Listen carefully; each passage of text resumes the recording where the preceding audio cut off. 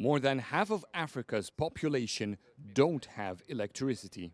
80% don't have clean cooking energy. With its sustainable goals promising energy for all by 2030, access to power is Africa's biggest concern. In Africa, we say access and just transition. And we say access first. The share of renewable energy in African energy mix is 40.5%.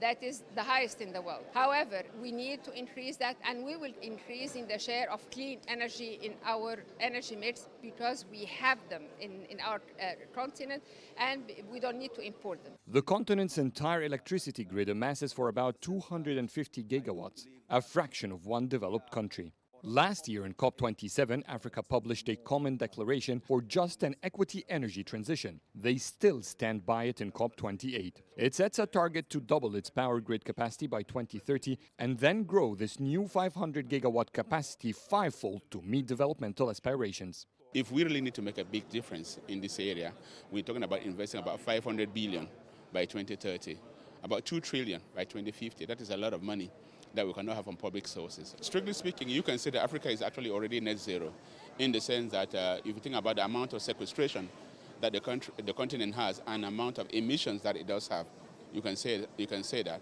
Africa contributes to less than 4% of global emissions. Africa has to move at its own pace, as you know. Africa is an emerging economy, and so we have to do things in a way that does not compromise our economic developments, as our climate goals. So far, we're moving at a good pace. As home to most raw components of renewable energy, domesticating green energy production in Africa could make the continent meet both its developmental and climate goals.